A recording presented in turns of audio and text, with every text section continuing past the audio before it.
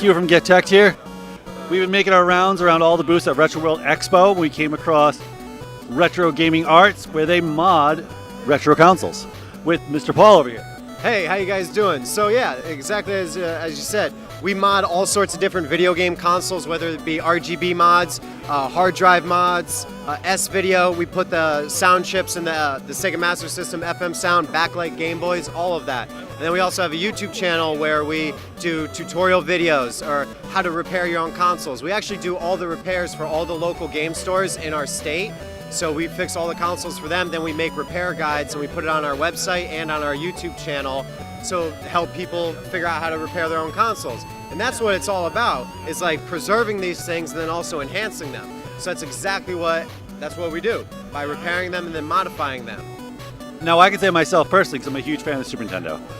An HD mod on the Super Nintendo, now how does that work? Does it just directly convert the signal?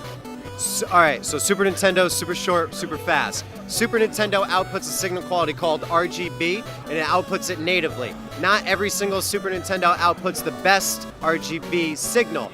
There's a rumor saying that the one chip is the only output of the RGB, which is incorrect. This is actually a two-chip Super Nintendo, which is outputting RGB to the PVM.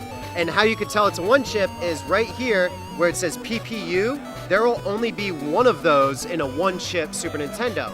But here you have a two chip one outputting RGB as well. Now, not every single two chip will output RGB. Most of them will not. So all you literally need in order to get the RGB signal out of a Super Nintendo is just this cable and then either a PVM or a SCART to HDMI box. You need a way to plug it in and the cable, and that's it. Very nice.